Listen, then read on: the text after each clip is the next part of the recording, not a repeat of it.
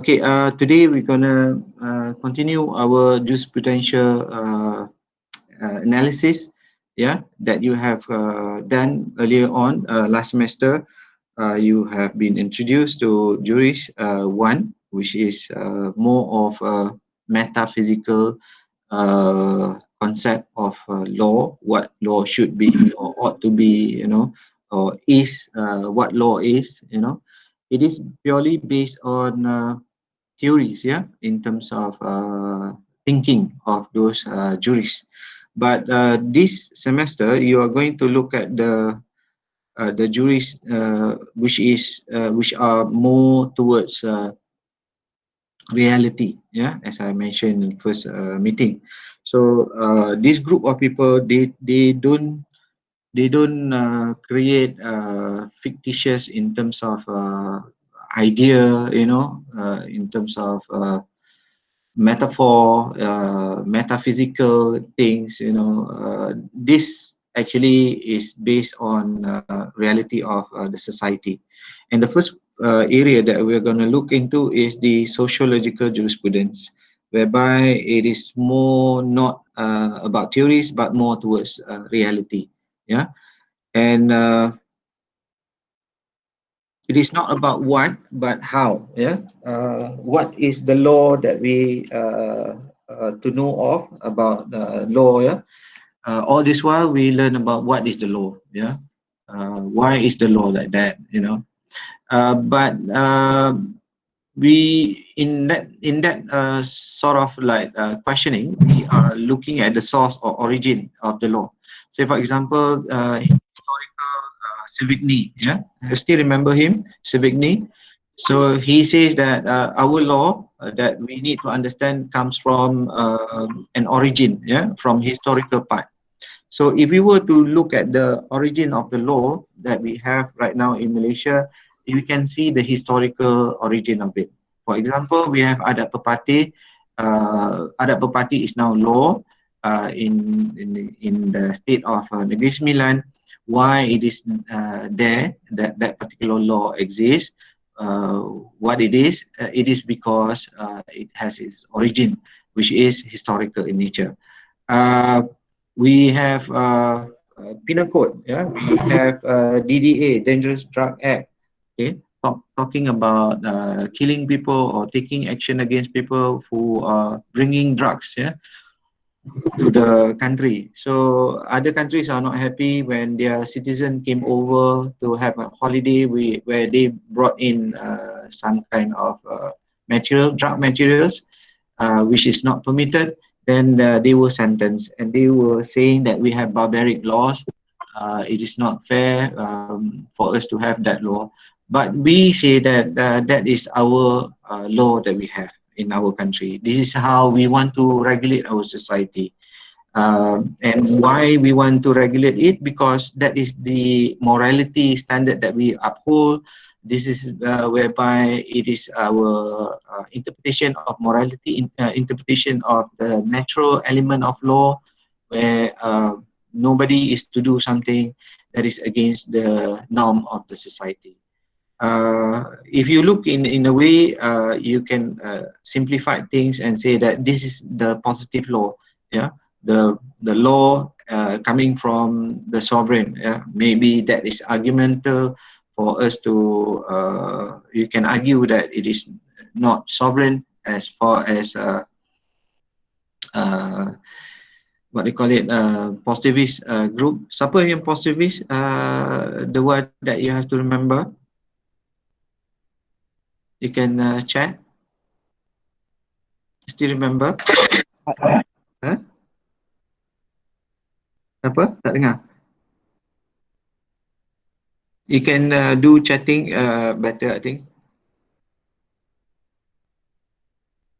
Positivist. Siapa? Plato, Aristotle, Ahad. Ahad dia Ahad, yeah, okay, positivist. But who is the father of positivism? Austin. Okay, Austin is the one that says that law is the law is what it is because the sovereign says so. Yeah, and then Hart will come in and justify his statement and saying that we can, you have a positive law with the some sort of element of morality inside. So basically, what positivists can argue in saying that this is the law of the land, this is what we want. Our parliament decided that we want to have this law. The people who are in parliament are the representative of the society when they do the election. Uh, so we are going to face a problem of legitimacy in terms of what we are having right now. Okay, because I don't know what about you, I vote somebody else, and then it turns out the one that we vote were in power, but somehow Tun Mahathir let go of that power. Now we have haywire in our environment, political environment. So, previously it is what? Yeah, you need to identify where does this law come from, what source, what origin. In this juris too, we look at how, as far as sociological jurisprudence, they want to look advanced, advanced, not looking back, but they want to go forward and identify things that they can change in the society by virtue of the law. Okay, creating the law by doing some analysis, by doing some empirical data, in order for us to realize the problem that we are facing is real. Okay, once we identify that the problem that we are facing is real by virtue of the data that we have, then we formulate a law in order for the society to be changed, in that manner. Say for example, I have this slide. Okay, no, I just give you one example. The EES, the one that is by the roadside, the highways, the camera that captures you when you are speeding. Uh, why that EES is being installed? It never was justified to us as the society of why it has to be there at that particular kilometer, and on what basis that it was put there. Well, is it because of the number of accident that took place at that point of place is highest, therefore it is justified in order for the EES, the camera, to be put there. If you cannot justify to the society by virtue of documents, data, to make them understand the situation, then whatever laws, in this case, the law of capturing people speeding, is going to be rejected in one way or another. Okay, it so happened that EES eventually failed because they do not provide enough evidence to justify their action. This is what I'm trying to say is that whatever you want to do about the law, you can create laws, but the law that you want to create must be based on real issues, real problems. And that real problem is not belief. It's not just because you believe it is a problem. No, it must be based on data, based on research, based on empirical analysis. Yeah, so you have to analyze the problem to make sure that it is real. So more or less, we are becoming scientists. Yeah, social scientists. So that is where sociological jurisprudence is trying uh, to change our mindset, rather than I am the law, you have to follow the law because I am the parliament, this is coming from the parliament. Parliament where you have minority of government, then it's okay. But if you were to have majority in terms of like two-third, more than two-third majority, it is so easy for that government to come up with any laws, that is going to restrict or regulate the society in whatever manner that they want. Okay, so that is a big problem.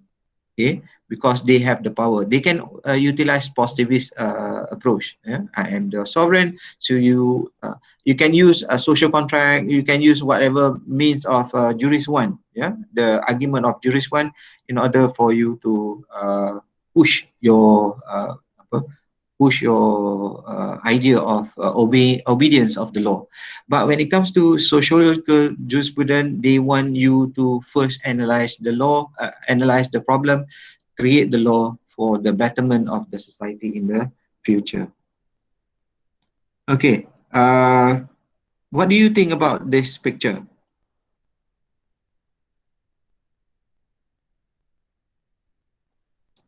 What do you think about this picture? What does it reflect? Any comment? Reflects of Betterment. the society as Reflect the society, yes, correct. different different age. Unity, very good. Yeah, diversity, unity, lagi solidarity. Yeah, so they are people don't like to touch other people's hands. Yeah, and obviously, yeah, if you have a person that who likes to hold your hands longer than what is socially permissible, then you start pulling your hands away, right? Then this person, it must be crazy or sexually, things like that, you know. But when it comes to this particular picture, it reflects the unity of the people in terms of the solidarity that they want. So you are able to analyze it. Yeah, here you can be able to look at the picture and try to decipher. And how do you achieve this? How do you achieve this situation? You first need to realize the problem that we face in our society today. We do have a multicultural ethnic division, yeah, in terms of our society that we have in Malaysia. Are we able to see eye to eye and hold hands together with other races, other ethnics? I mean, physically, yeah. Are we able to do that?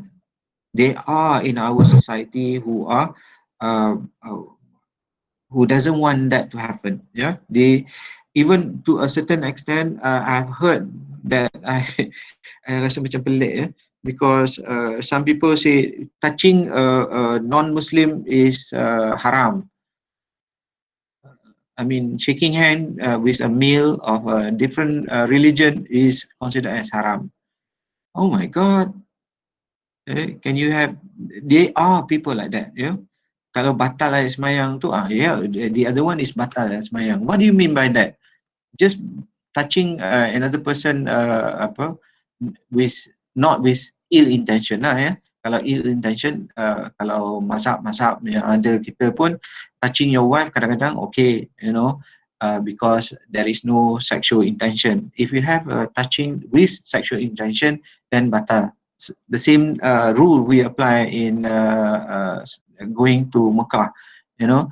You be touching people, but if you were to go along the line of Shafi'i and then keep on always going to the ablution, yeah, to take your air semayang, then it does not make any sense, because the tawaf you have to do it 7 times continuously, right? You have to again continue, you know, things like that. It's going to be very difficult. What I'm trying to say here is that there are people with certain mindset, yeah? And in order for us to achieve this so-called solidarity, unity, yeah, we have to create laws. Yeah, we have to create laws and identify before it the problem that we are facing. Okay, if you are saying that Sabahan and Sarawakian do they, if you ask them frankly, we do have Sabahan and Sarawakian here in this class, right? Tell me the truth. Are you happy with the? Do you feel that you dianak tirikan oleh Malaysia?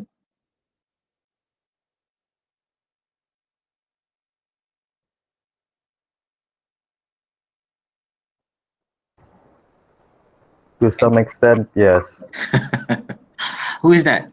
Who's talking? Siapa tu? Just now, siapa cakap tu? I cannot see because I'm looking at the It's me, Naim, sir. Naim. Okay, Naim, you are Naim. from Semenanjung. You are from Sabah or Sarawak? From Kuching. Kuching. Okay, good. You are a good candidate. Can I Sarawak, have some Kuching. Sarawak Kuching? Can we have others that comes from Sabah and Sarawak? Let's be real. Yeah. Let's look at the problem that we are facing in our society. People of Sabah and Sarawak doesn't see us Semenanjung people as being fair because they feel that they are at least I don't know the way I see it, maybe 10 years behind Semenanjung people. Yeah. So we go along the line of to determine the level of development. Yeah. As compared to Sabah and Sarawak, Semenanjung is 10 years in front of Sabah and Sarawak. Yeah.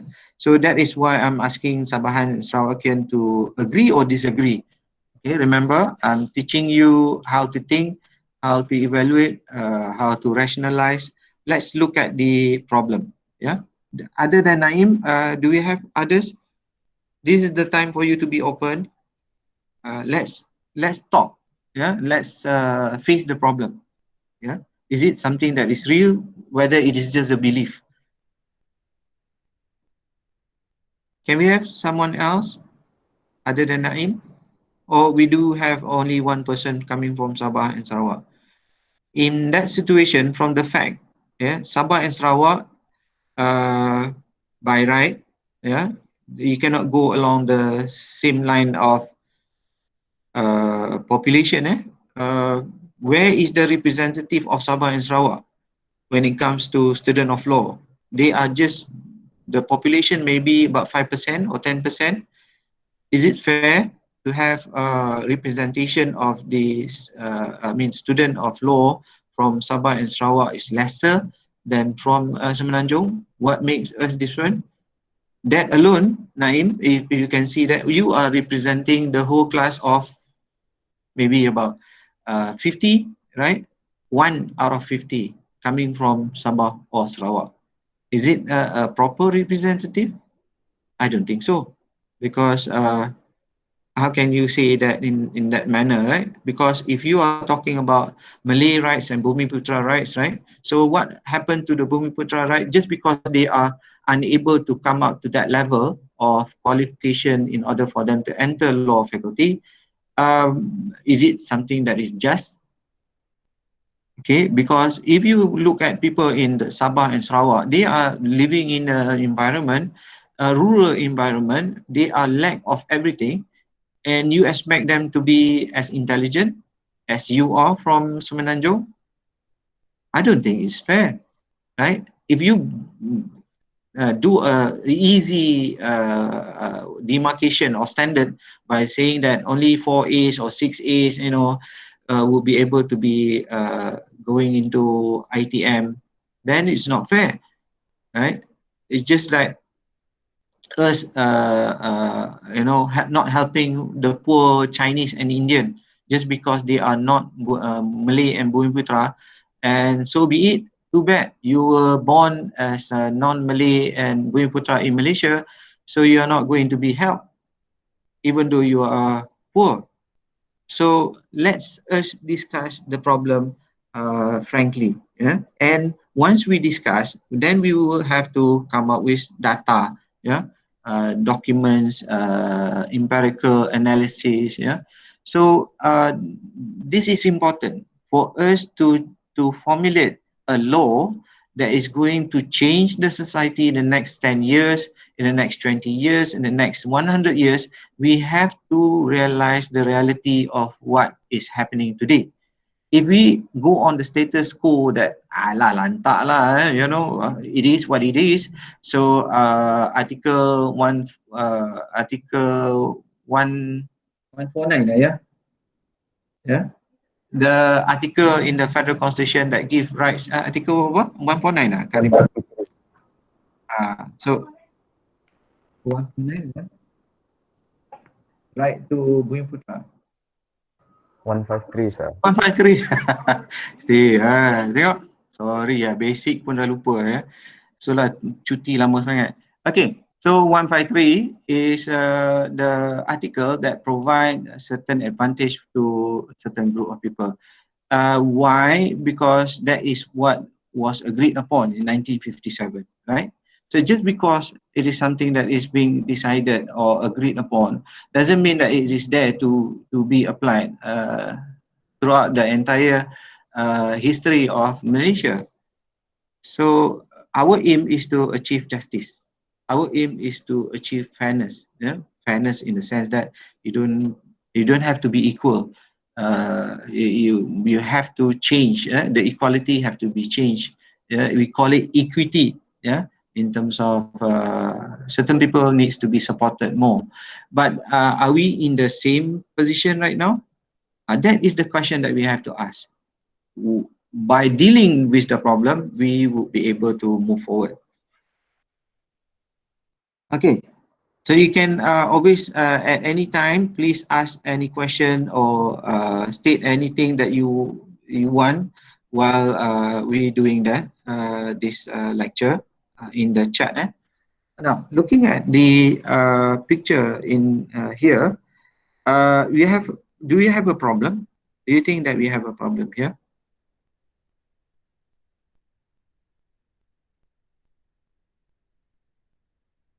Guys, I need you to respond.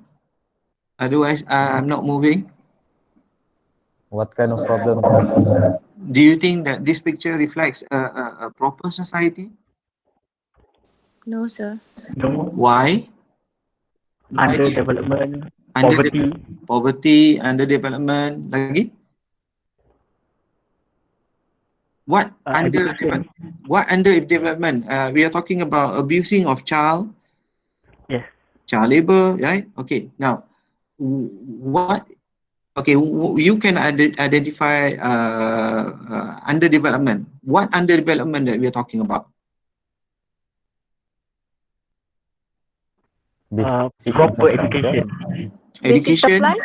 Yes, one thing, one at a time. We look at the child, we know that they are carrying, I don't know what, yeah, but we presume that is water.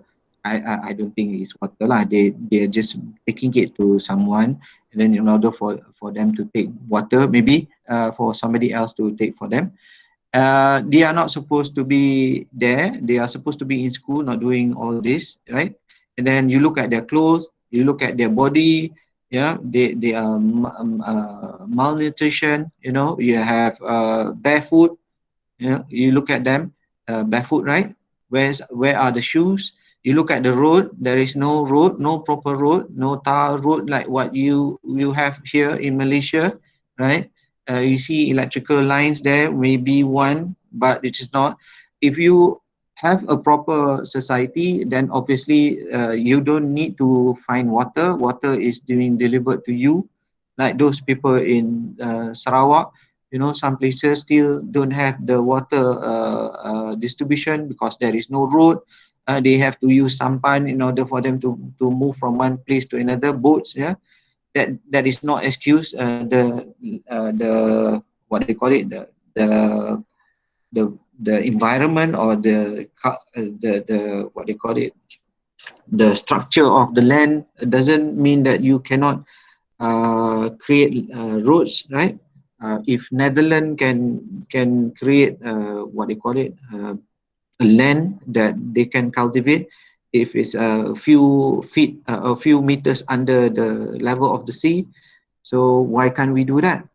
You know, you see buildings, it is not proper. You know, they still, you look at the top, the rooftop, they still have that. So many things that you can comment in this particular picture, right? So many laws that fail. If the law is proper, then obviously this picture is changed to the one that we can see in our society today. Okay, we have good roads, we have children that is healthy, children that is equipped in terms of clothes, yeah, and then you have proper drainage, you have proper water supply, you have proper electricity, proper telecommunication, everything is good, right? So as compared to this, what happened? There must be something wrong with the law there. That does not work. So in order for us to create new laws, to change this environment, to change this picture to a better one, you have to analyze what seems to be the problem. You just cannot simply create a law and thinking that the law that you create is going to change the society. Yes, it is good intention for you to do that. But what sociological jurisprudence is saying that you must be able to analyze first the problem. Once you analyze the problem, then you are able to iron out the problem that is in the law in order for you to create new law and for the law to be able to change the society to the one that you can picture in your mind, like what you have here in Malaysia today. So the same thing, if we apply condition in Malaysia, the situation that we have in Malaysia as compared to those in the European countries. Okay, they have. How many of you like to be living in a country other than Malaysia? And if you want to live there, which country that you have in your mind?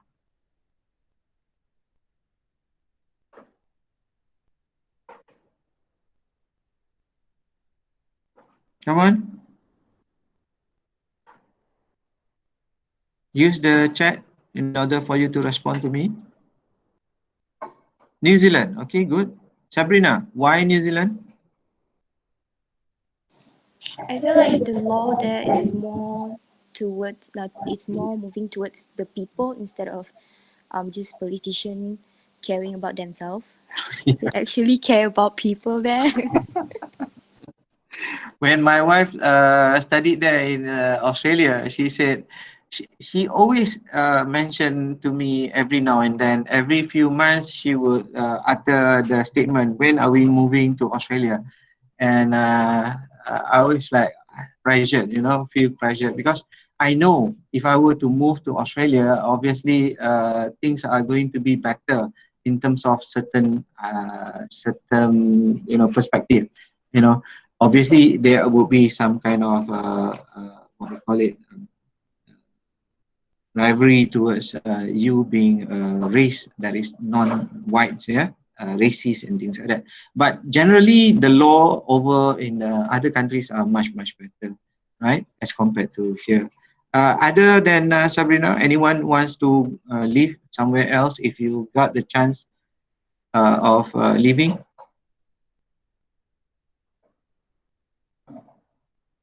Ada? Seorang je, Sabrina, New Zealand. My God, you're happy in Malaysia. If you're happy, can you say, I'm happy here in Malaysia, I don't want to go anywhere else?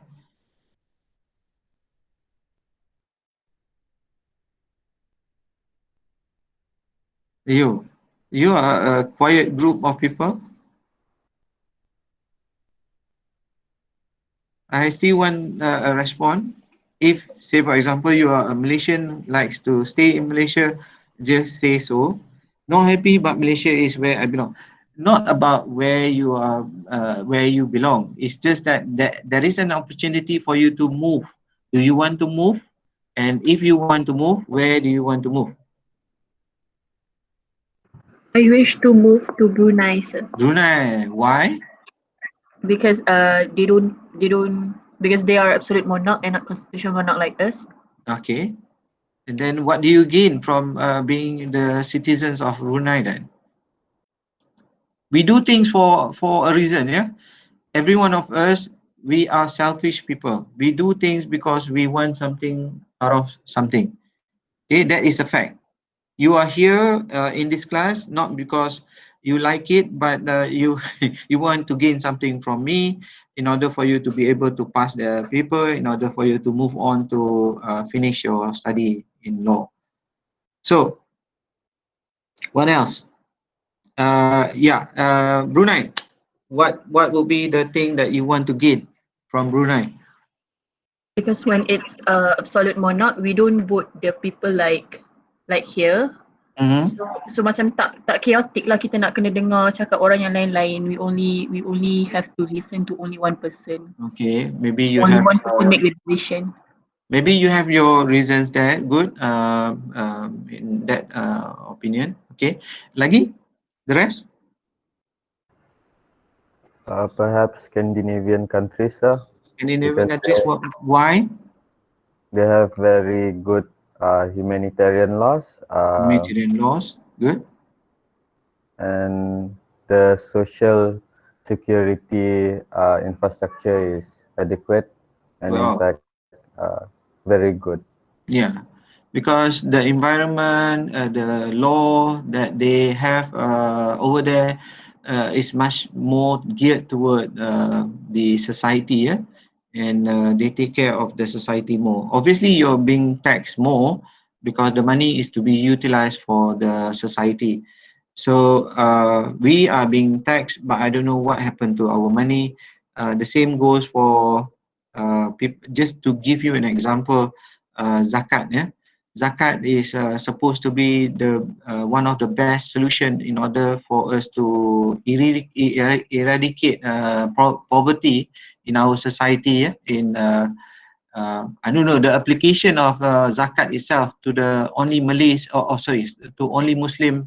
I disagree, but the thing is that we still have poor people, and most poor people we are talking about Malays, yeah, or Muslim.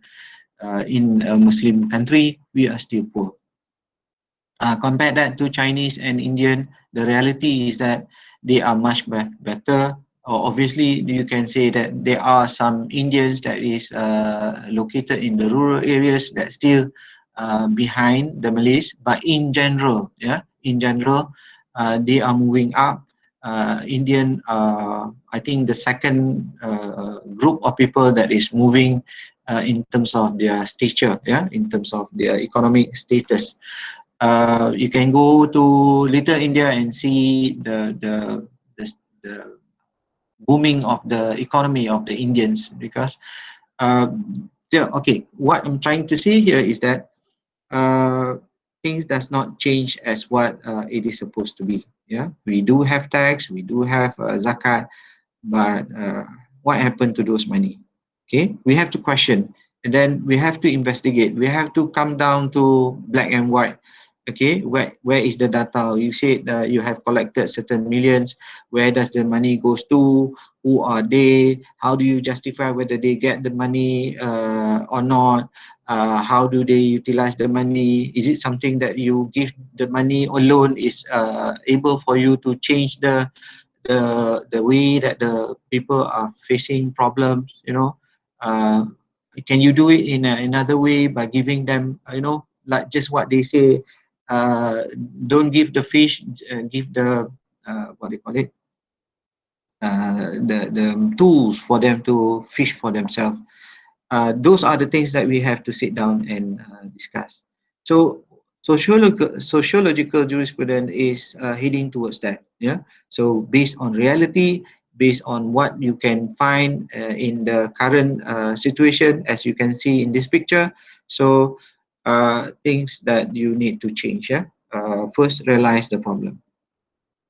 What do you think about this picture?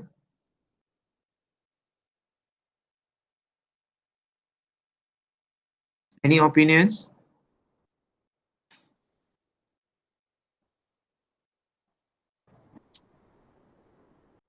What is your interpretation of this particular picture? Child neglect, good. Whitney, others? The child abuse. Child abuse, good. Lagi? Depressed, yeah. Maybe the parents left her or just died, you know. So in looking at the picture, sad and lonely, yeah, Nadia, grieving. So what we can do is maybe she did not grieve because the grief is not because the parents died. It's because that she do not get the toys that she wanted. You know, what we are doing, the exercise now is actually looking at a picture, looking at the picture and trying to understand the picture by looking at the problems that is prevailing in this picture. Okay, you saw this picture, you are seeing it, and because you need to understand. Yeah, for us to understand, we need to go down to that particular child and ask her, yeah, what is wrong. So understanding the situation, understanding the problem that is being faced by the people before you do something. You just cannot simply use your interpretation as what we are doing, you know, to rectify it. We cannot rectify unless and until we are able to analyze it properly and be real about it. Many of the governments or laws that was created by the government, they actually do not go to the roots of the problem itself. They do not engage in what they call it, empirical data gathering. Yeah? They don't do surveys, they don't do research about the problem. They just simply sit in parliament and somebody suggested something, you know, they can create, you know, formulate a law based on belief. Yeah. Creating laws merely on belief is not something that is good, yeah, from the sociological jurisprudence perspective. Yeah, sociological jurists, they don't agree with that. What it is needed is for you to be able to go down to the roots and understand the problem, then come back and make other people in the parliament understand the problem, and then create the law. What happened is that the time for debating is being used to ridicule one another. They do you see online live, you know, when people doing debates for a law to be passed, they sidetrack and try to belittle each other and try to win, try to, yeah, more or less say the other person is not doing their job. But the problem is not being settled. Yeah, so we have years and years of things not to be passed, and the law is not properly investigated. I have people that is in the government departments or agencies, you know, very high up, and they say that it is problematic for them to do their job because those who are at the HQ are doing things that they have no idea about, right? So, for example, uh, laws or regulation pertaining to nelayan, yeah. So people, it is being LKIM, say for example, LKIM doing a rule or regulation which they are allowed to do under the Act, yeah. So they delegated legislation that they are able to do the law that they think they need to apply. So when they do this delegated legislation, the bylaws is not reflecting the problem or not settling the problem, you know, because the law you create in KL, yeah, is being applied throughout the countries in the rural areas where near the fisherman punya village, right? So sometimes it does not make any sense. So therefore, people at the fisherman villages do not follow the law or the rules that is being said. So LKIM is unable to settle the problem. Why? Because you never conducted the survey, research, you know, understanding the problem. As what we can see in this picture, understanding the child's problem is the most important thing, and how to do it is to go down, go down to the ground, go down to the place that you are trying to create the law that is going to have an impact. Yeah, that is what sociological jurisprudence is saying. So if you look at this picture, the problem of people robbing other people, right? So we do have laws, but the law is failing because people are taking matters into their own hands in terms of if you have problem like nowadays. Okay, recently my wife mentioned about a stewardess, yeah, a mass stewardess. She resorted to bring out drugs to Australia, and the thing that she did was because the money that she needs to pay for her child treatment. So if we have negativity in terms of things like this, robbery that take place, yeah, in public places, do we have that in the Western world? Okay, obviously you do have that, but the number is going to be minimal in nature. Yeah, why? We have to investigate. We have to understand what law do we have over there. If law itself is not enough, what things that we need to do in order for us to support the law in terms of the behavior, in terms of education. It is not only law itself, but law of education is important to the obedience of the law. So if you are not able to educate people, if you are law of economy, if you are unable to satisfy the economic needs of the people, they would definitely resort to this kind of negative things or criminal act, you know. So these are the things that we need to understand.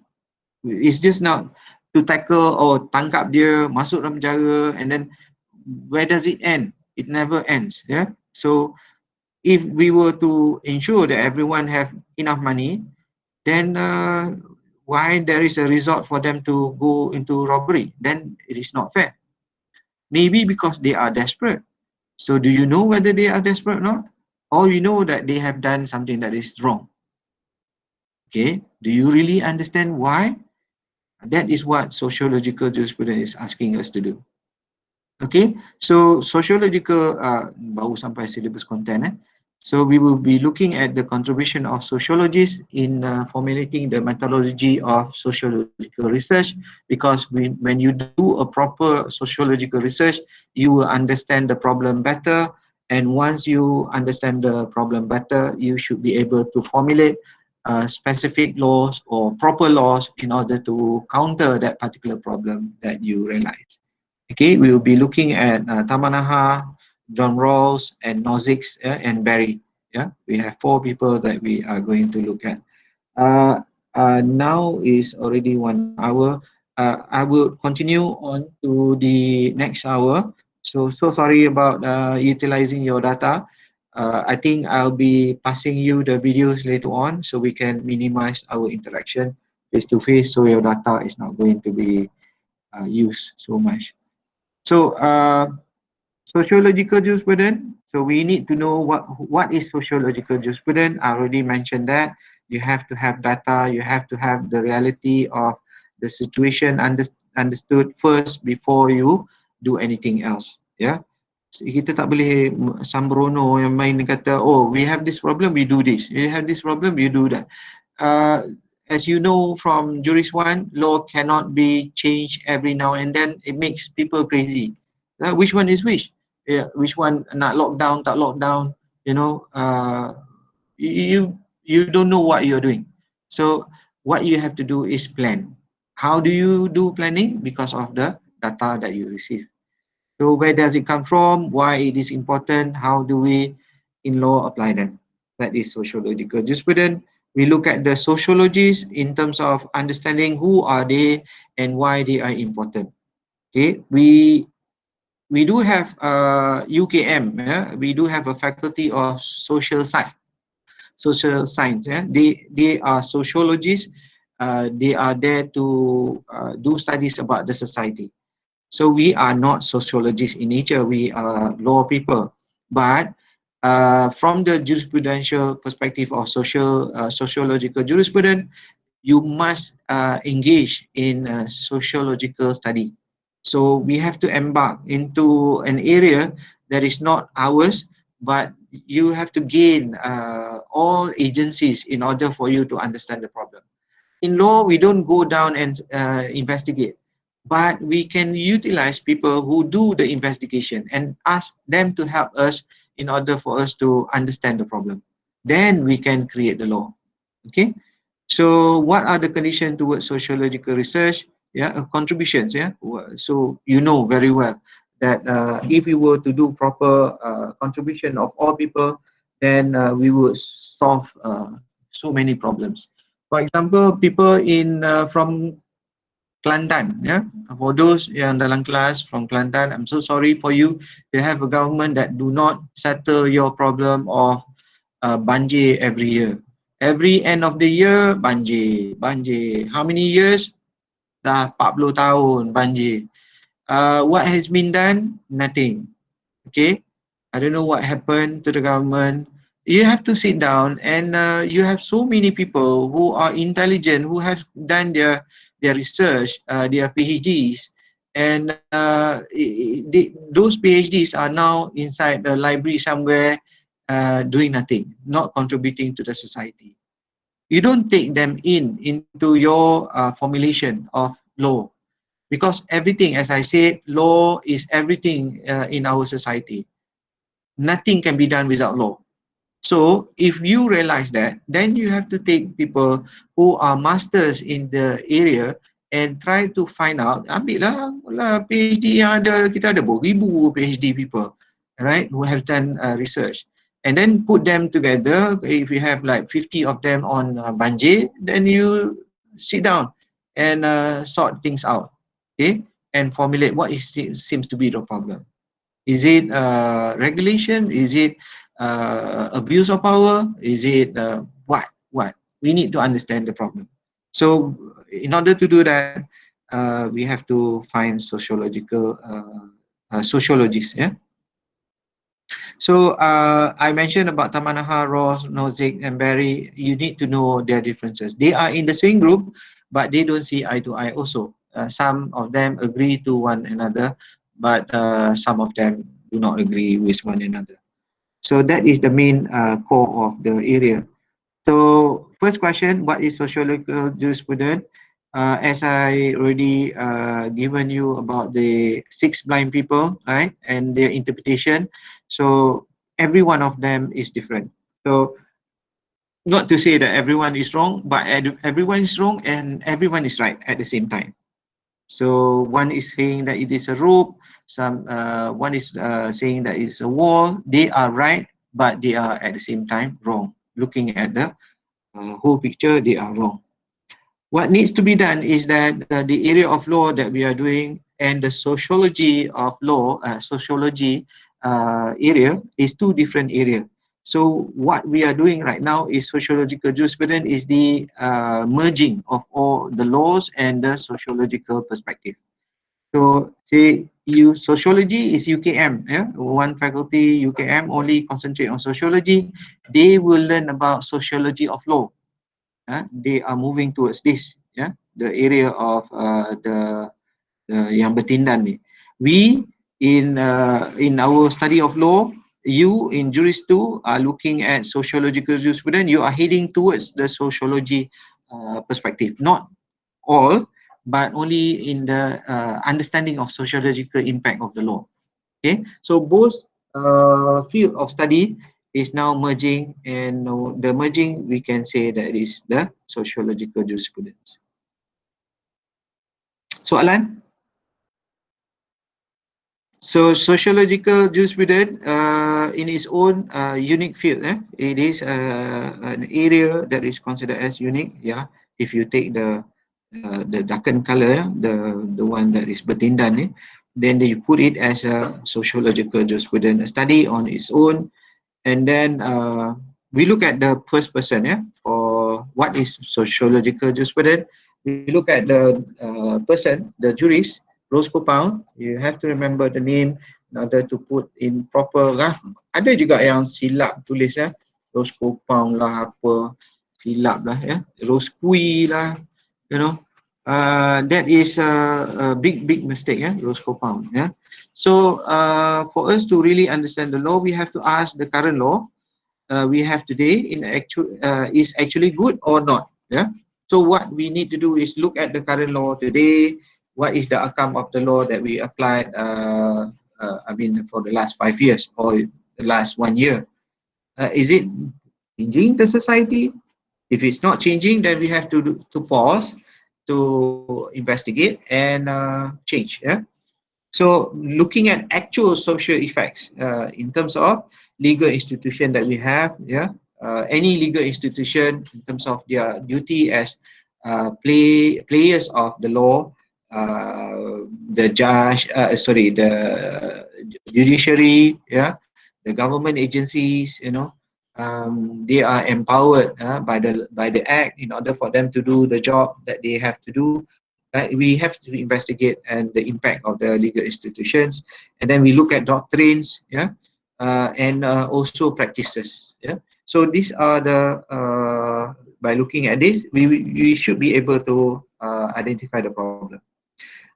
It examines the actual effect of the law within the society. Again, the actual, meaning the word actual in the reality of things.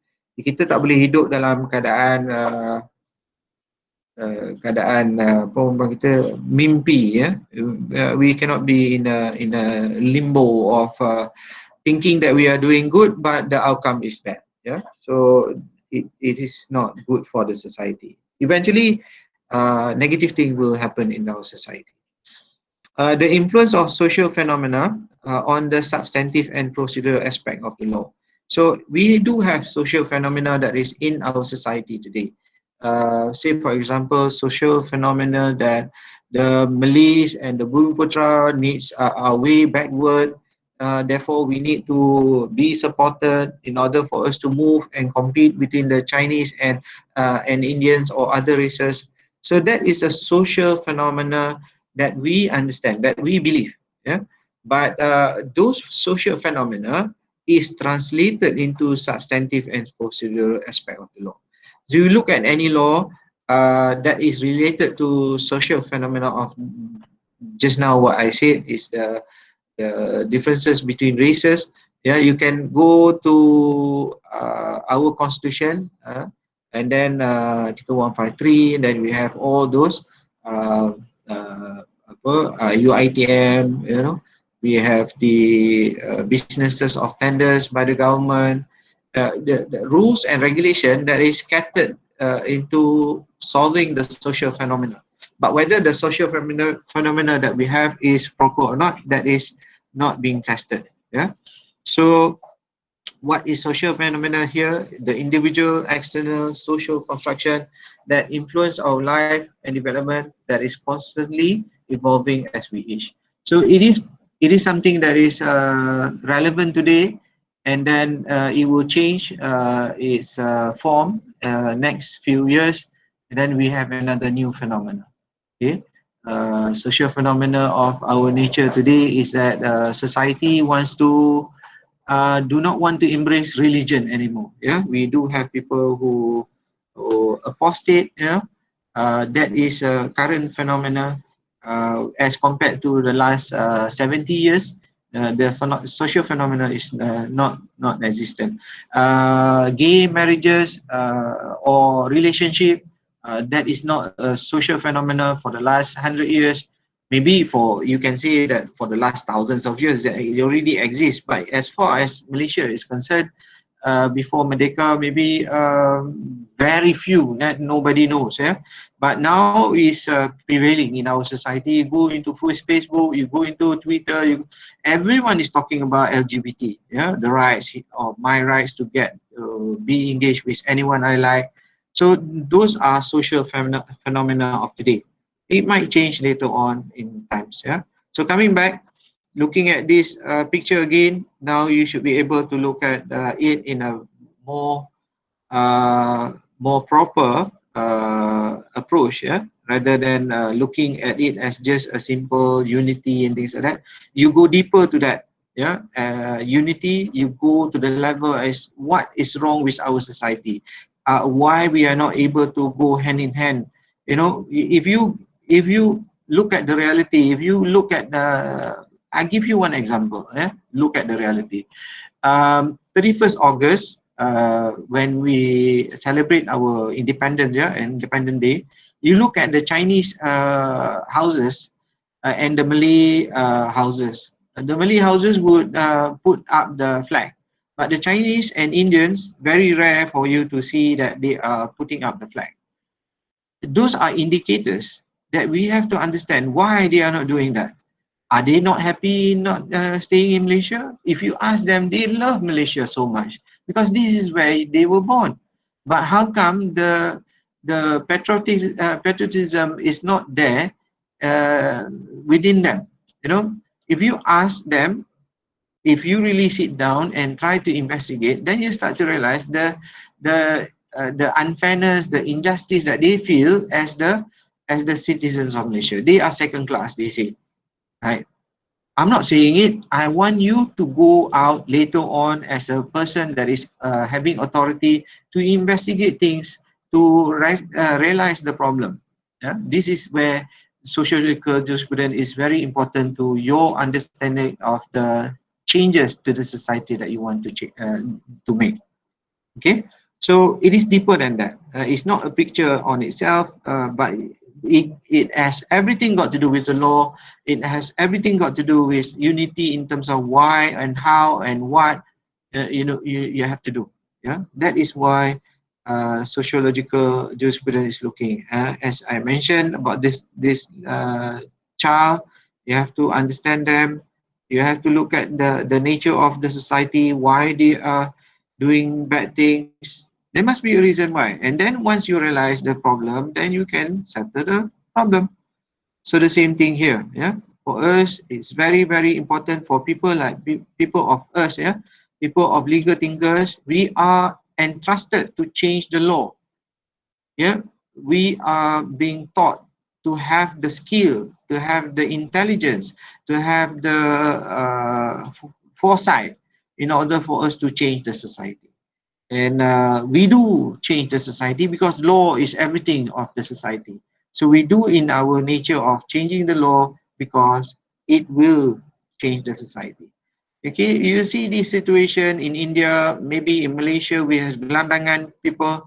What is happening? Are they purposely don't want to work? Do you really understand them? Have you ever sit down and discuss or ask them what it seems to be the problem? You just look at them and do the labeling. That's all. Is it fair? You know, one minister said they deserve to be in that position because they are malas. I hate a minister doing that kind of statement because what you are supposed to do is to really understand the problem. So many ministers are making statement, a stupid statement, whereby they never realize the statement that they are making to reflect that their knowledge about the understanding of that particular problem. The one that your ITM student in Sabah cannot get reception, she has to go up the tree in order for her to get. Even that, the minister is trying to find fault of they are not at fault. The student is at fault. She is doing some what they call it, trying to get people to support her. Come on, yeah. This is the reality of the society that we have to face. Let's be real. Yeah, let's be doing something that will matter for the next generation that is coming, for the next few generation that is coming. So we have to do something. And in order to do that, we have to change. This is the belief that you can see Al-Qaeda. So they go around and killing people just because they are sectarian. So if you are Sunni, you are being killed by the Shia. You are the Shia, you are being killed by the Sunni. You are what they call it. You are the foreigner who believe in Christianity, Jewish, Jew. Everyone they kill. Do you think that they really know what is religion? What is Islam? Who is Islam? How do you determine a Muslim or not? Is it someone who say Asyhadu an la ilaha illallah wa asyhadu anna Muhammadar Rasulullah? Is that the only Islam you're talking about? Is not Moses Islam? Is not Jesus Islam? Is not Moses Islam? Is not Adam Islam? I mean, the concept is, people don't want to study what seems to be the problem, and with the recognition of the problem, we can do some changes. Now, Roscoe found, he says that to really understand law, we have to ask whether the current law we have today is actually good by looking at actual social effects, yeah, of legal institution. What do you mean by legal institution? So legal institution can be roughly characterized by distinct legal system governing specific form of social conduct. If we have governmental organizations, say for example, we have UITM, yeah, semi-government, right? We are created under the special vehicle, we call it a special vehicle provision of law under the Article 153 in order for us to change the society, the Malay and Bumiputra society. So we do have that in terms of the law that we apply the law and we are considered as legal institution. Obviously, legal institution per se is going to be the judiciary. So you will look at how they function and what do they do, whether they are able to do their job as what the society asks them to do. So the same thing with all agencies lah. We have kementerian, all the kementerian, Kementerian Pertahanan, Kementerian Kesihatan, Kementerian Pertanian. So all these are actually legal institution that is empowered to change the society. Yeah. Okay. So what is the agency that is a legal institution that is regulating this behavior? Akak saya sembang je. I want your input. Again, sir? Huh? Okay. Can you repeat the? Pardon? Can you repeat the question? The question is, looking at this picture, right? Trying to understand the problem in the society. This is a normal society behavior. You see people robbing people, right? So if you are talking about the legal institution, because Roscoe found kata tiga kan, you look at legal institution, their role to the problem at hand. So if you have this problem, what would be the legal institution involved in regulating this so-called incident? What is the legal institution that is going to be involved in this?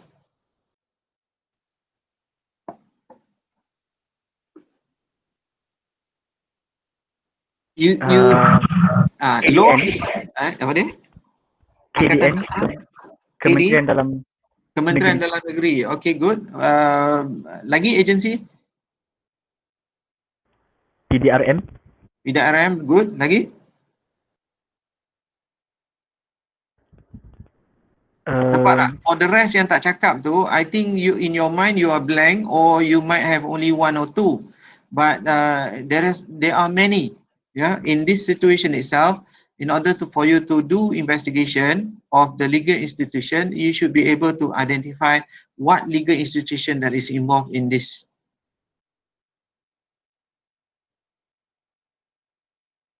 Lagi?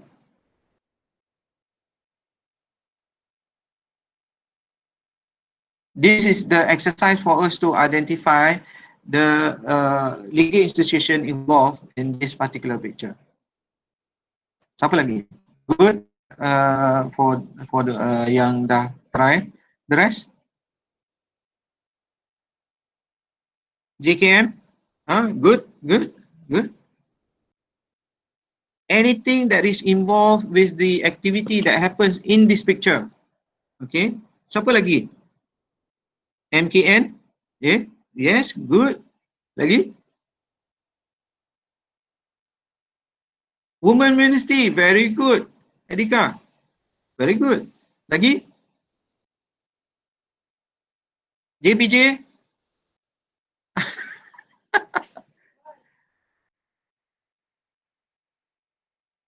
Okay. JPJ kalau dia pakai visor hitam, like what we are having right now, problem of people putting tinted like 100%, nobody can see anything that is going on inside the car. I cannot see the car that is in front of me. When you are driving, perancangan ekonomi, yes, Ya, Anis. Lagi?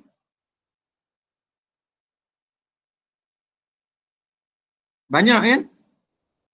Now before this, AADK is what? Anti dadah kebangsaan. Very good. So if you're talking about anti-dadah, then you talk about which agency, legal institution that regulates dadah. As Imani said, AADK. Lagi, yang kena-mengena dengan dadah.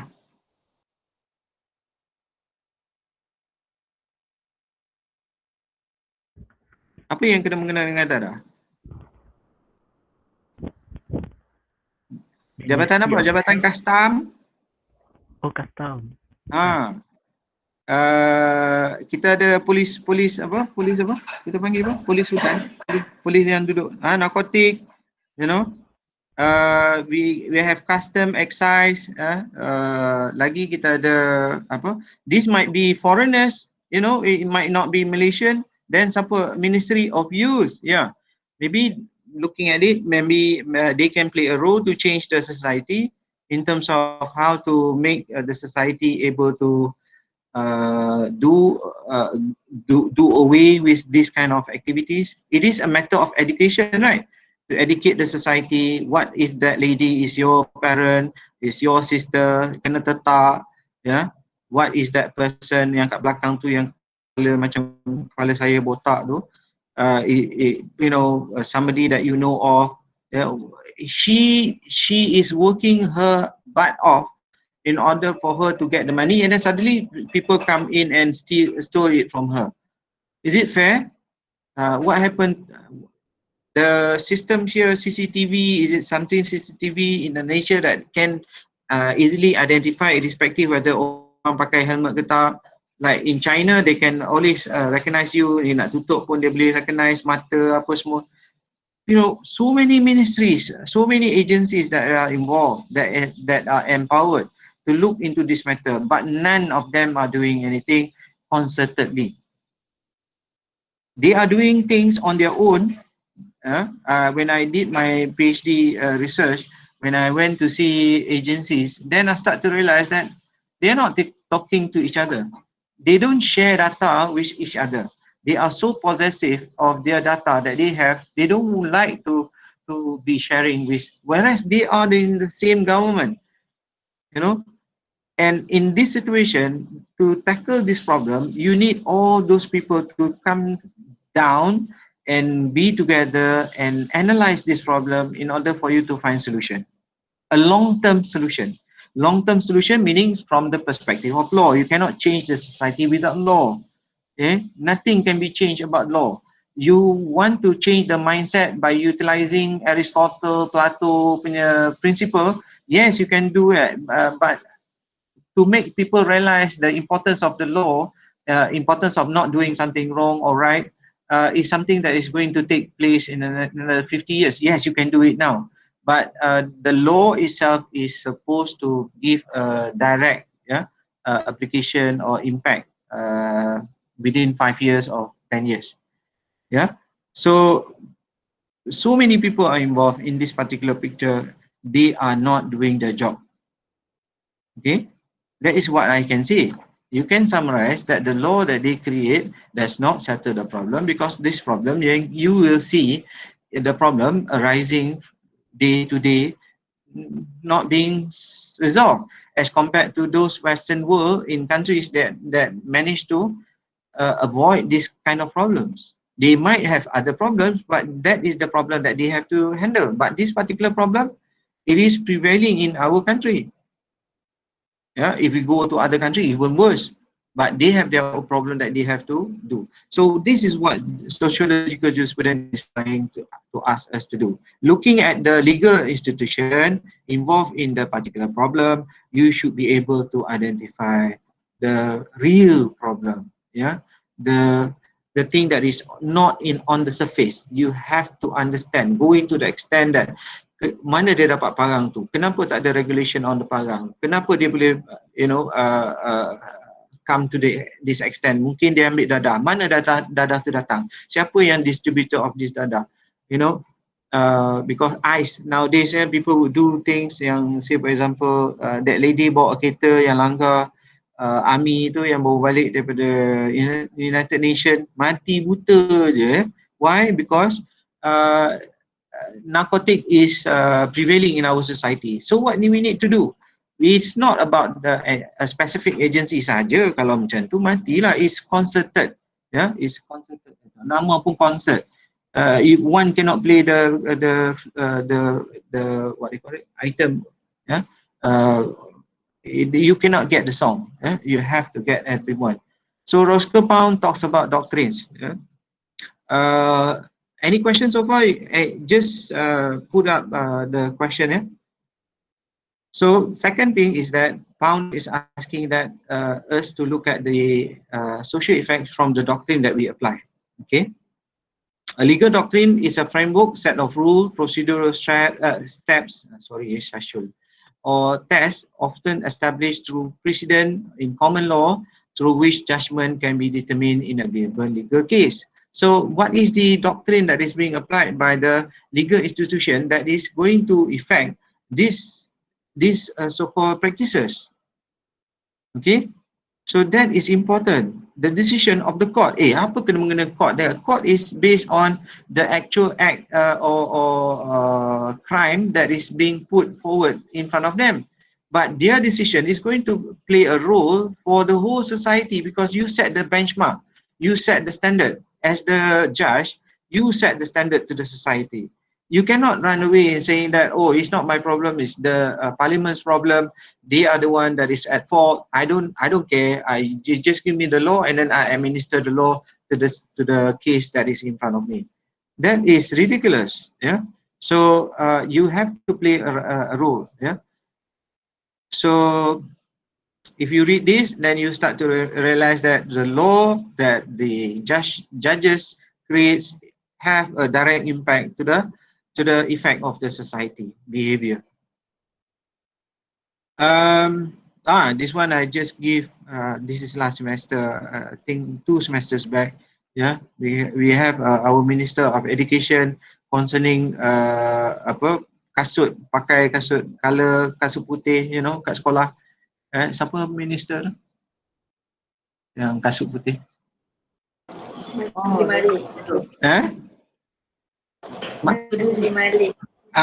Yes. Okay. One thing, why you have to concern about who's where what? There are so many problems out there that you can resolve. Why you have to look into the petty things? You know, so you're trying to like be fair. I mean, kesianlah kat orang miskin, tak boleh nak beli kasut mahal. I pakai dulu waktu I pergi sekolah kasut plastik. I don't have any qualms with that. People laugh at me, Pung Kiong lah, apalah, you know. The one that plastic, you know, plastic. I don't care as long as I have the ability to wear a kasut, you know. So I don't mind. So why you are tackling these petty issues when there are so many issues that you need to tackle about? So the division between sekolah agama, sekolah kebangsaan, China, India, those are the one that is contributing to the disparity of unity that we are in our society today. You know, each one of us are doing education in our own group of people, and then we have this race, yeah, discrimination in terms of, and then you dah besar, and then you start to have that you India, you China, you China, I'm Melayu in this. That is wrong. Yeah. So the role of the law that we have with regulation, which related to the education system, is the one that we have to sit down and discuss. Is something that is going to be not pleasant. You know, people will start to throw in their ideas, and they do not be orang kata affected by people's punya idea. Yeah, we have to look at the reality in terms of data. Yeah, that is what sociological jurisprudence say. So lock up wanita, is it humane for them to be able? No wonder that we have COVID situation of lockups and Kalau lock up macam ni, do you think that one COVID tak kena dengan orang lain? And then you blame foreigners for bringing in COVID. You know, the reality of the problem is not being handled. So who are involved in the legal institution here? Any decision of the courts can play a role in ensuring that this thing does not happen. If you are the judge, then you make sure in your domain of power that is given to you to change this environment. If the minister involved in that particular area is not moving, then you put your foot down and say that no, this is wrong for them to do that, to be in that position. Okay, it is up to you to change. Masya Allah, kita ada banyak soalan yang kita nak kena cover. That is what sociological jurisprudence. I think you had enough of my voice.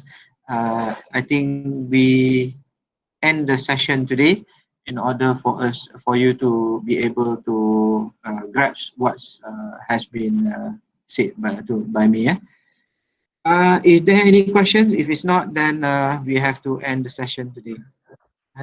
Sir, we could not find the Roskopang video in the UFuture or any of Yes. I I will pass it over to you in UFuture because we are forced to utilize UFuture. Then I'll be putting actually the videos are in my YouTube channel, so I will give you the link inside UFuture. Okay, thank you. Right. Any questions that you want to ask pertaining to what? Yes, good. I love questions. Yeah, please. Yeah. I nak tanya yang untuk entrance survey untuk juris still tak ada lagi. Yalah, itu I'm not the resource person.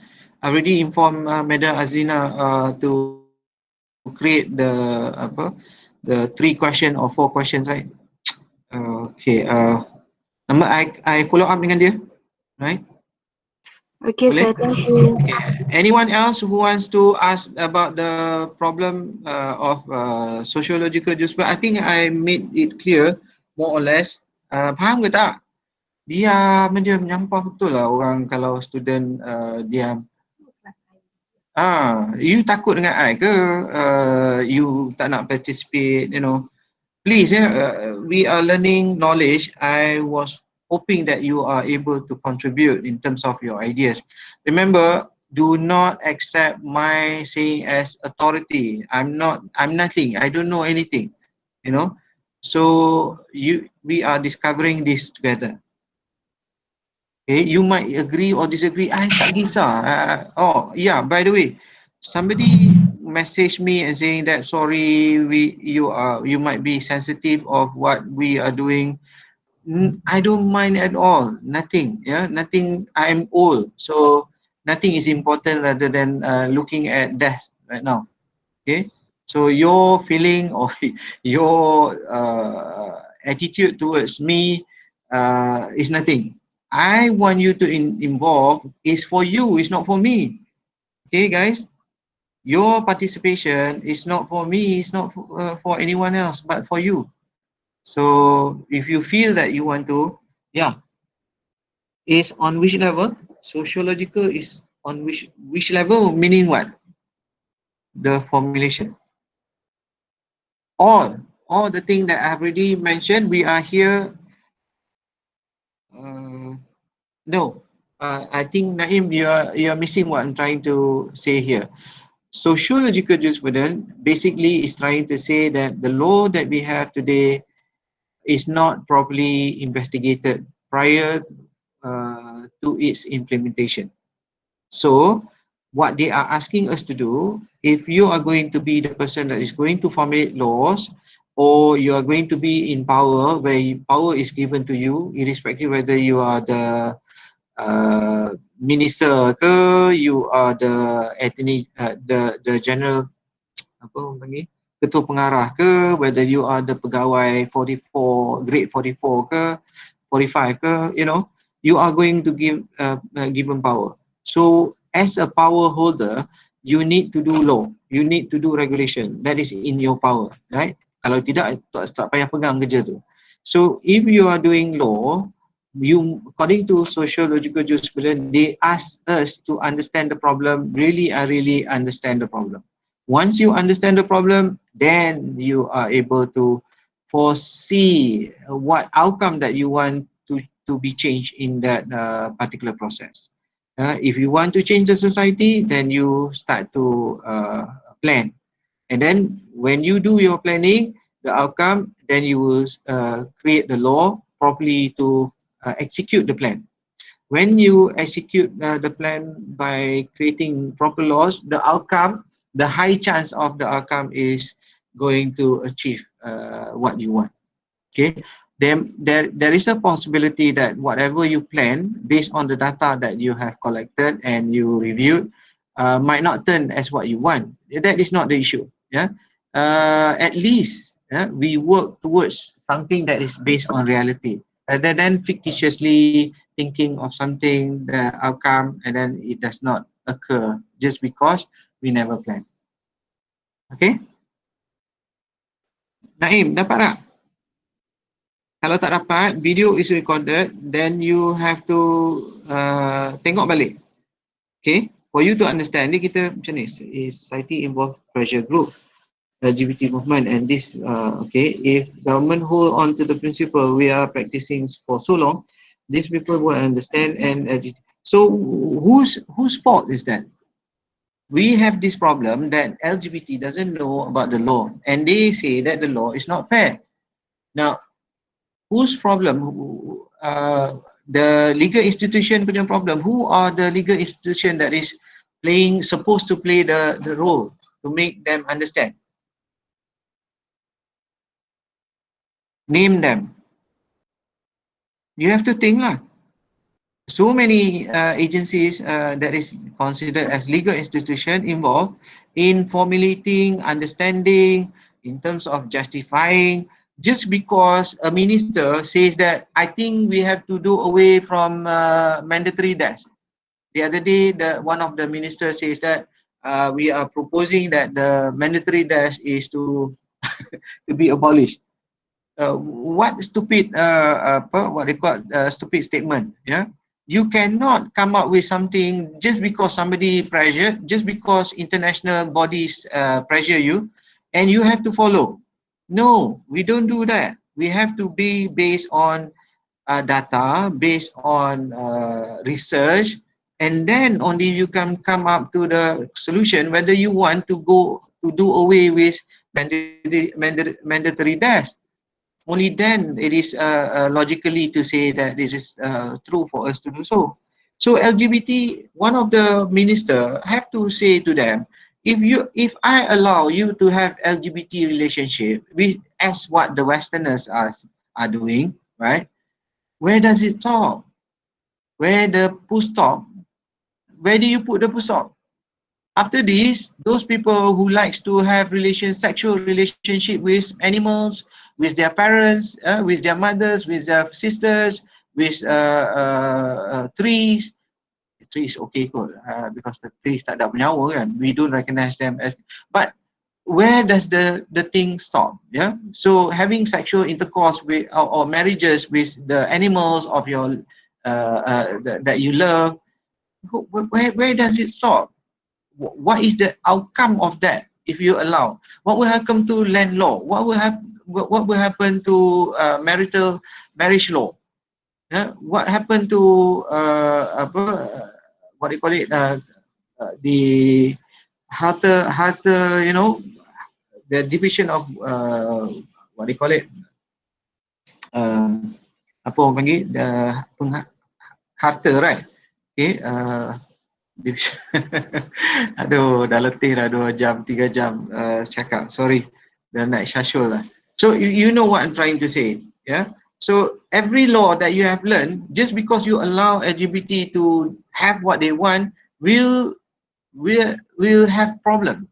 You open the floodgate, you cannot simply close it. It will have the effect towards other laws, and you don't want to change the other laws, yeah? And it will disrupt the whole society. Harta pencarian, you know, property, you know. so many things, yeah, that is going to be involved just because LGBT. So how do you settle LGBT issue for the for the Eastern world? Make them understand. How do you make them understand? You create laws that is able to make them understand. That may be one of them. Nah, it doesn't mean that it's the solution, because I'm just giving opinions. My opinions is nothing. You have to sit down with all the agencies, with the judiciary, to sit down and talk this issue out. You know what I'm trying to say, right? What I say is just my belief. What is real is the one that is being properly researched or properly identified as a problem and how to solve the problem. Okay, right. Question lagi. Good. Thank you, Isma. Yes, question. I love questions. Yeah. In creating a law, must a minister consider netizens' opinions No, about sorry.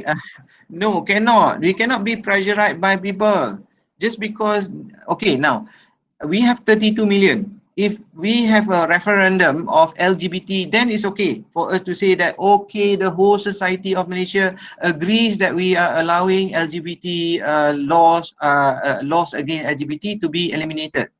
Then it's okay, it's facts.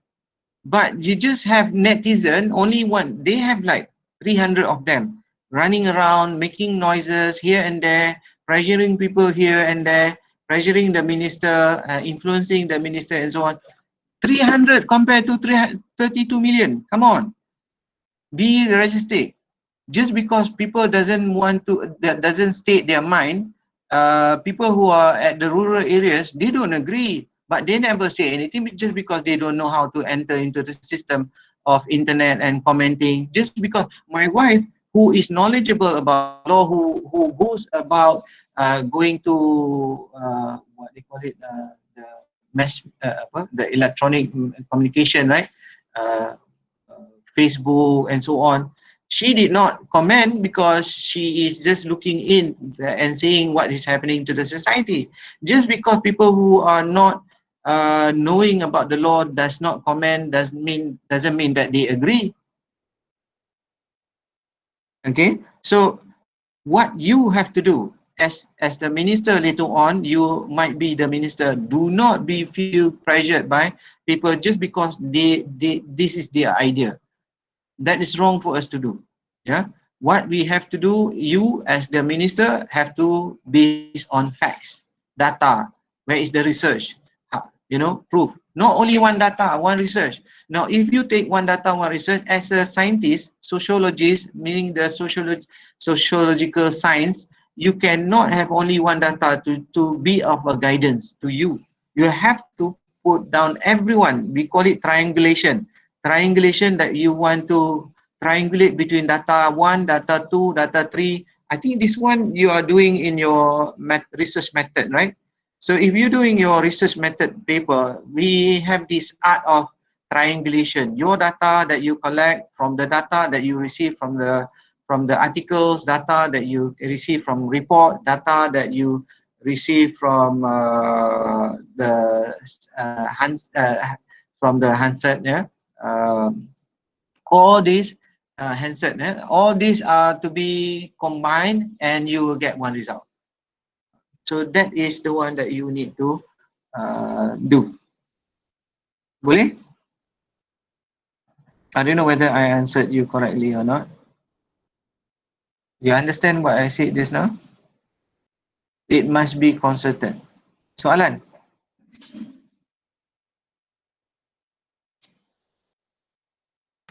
Guys? Sir, Yeah. dalam chat box sir. Dalam chat box. So we have to, do we have to draw the line? Obviously, Anis, we have to do the to draw the line. On what basis? On the basis of data. Kita dekat law ni kita tak buat research banyak. Dulu kita buat research cuma based on what other people are saying, based on cases, based apa yang judge kata, you know, things like that. Apa yang government kata and things like that. But now it is more towards going down to the ground. Yeah, you have to kotorkan kaki you untuk pergi tanya orang miskin, kenapa you miskin? Apa masalah you? Kenapa you malas? Betul ke you malas? Kalau you rasa kami nak tolong, apa yang nak kami tolong? Kenapa kami kena tolong macam ni? Kalau kami tolong, apa yang you akan berubah ke tak?